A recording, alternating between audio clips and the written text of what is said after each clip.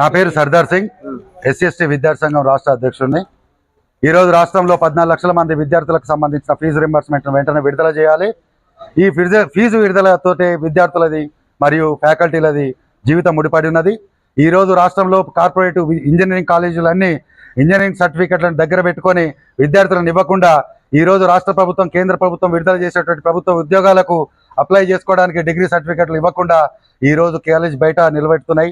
బలవంతంగా ఫీజు వసూలు చేసి రాష్ట్ర ప్రభుత్వం, హైకోర్టే మాకు డైరెక్షన్ ఇచ్చిందని చెప్పేసి ఈరోజు ఫీజు రియంబర్స్మెంట్ మీద ప్రభుత్వం ఇప్పటి వరకు అసలు పెదవి విరవలేదు. ఇప్పుడు ఉన్నటువంటి విద్యాశాఖ మంత్రి, రాష్ట్ర ముఖ్యమంత్రి పెద్దన్న పాత్ర పోషించి ఈరోజు పెండింగ్లో ఉన్నటువంటి ఫీజు బకాయిలన్నింటినీ విడుదల చేసి రాష్ట్రంలో విద్యని గాడిలో పెట్టాలని కోరుతున్నాం.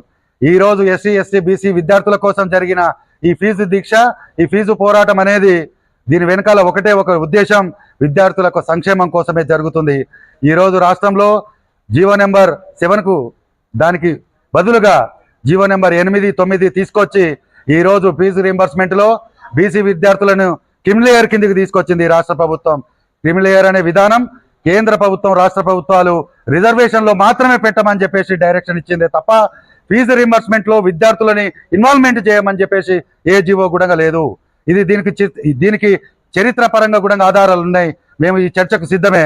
ఎస్సీ, ఎస్టీ, బీసీ విద్యార్థి సంఘాలు రేపు మార్గదర్శకం తీసుకొని అన్ని విద్యార్థి సంఘాలతోటి, అన్ని కాలేజీల విద్యార్థులతోటి రోడ్డు మీదకి తొందరలోనే రాబోతాం. ఈ సమస్య చాలా పెద్దది. సంవత్సరాలకెళ్ళి ఫీజు రియంబర్స్మెంట్ లేదు. కాలేజ్ మేనేజ్మెంట్ అవస్థపాలవుతుంది, విద్యార్థులు అవస్థపాలవుతున్నారు. చదువుకు దూరం చేయాలనే కుట్ర బీసీలకు ఫీజు రియంబర్స్మెంట్ లేకుండా చేస్తున్నది. దయచేసి ఫీజు రియంబర్స్మెంట్ని ఎమ్మటే విడుదల చేయాలి.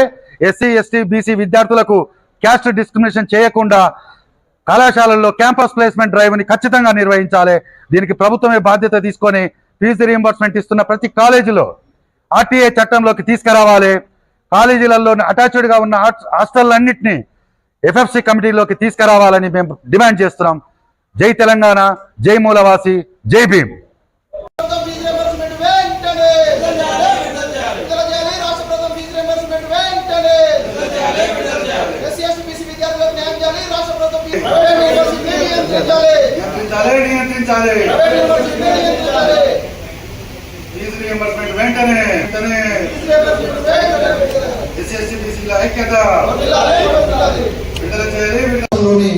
ఎస్సీ, ఎస్టీ, బీసీ విద్యార్థులు చేయాలి.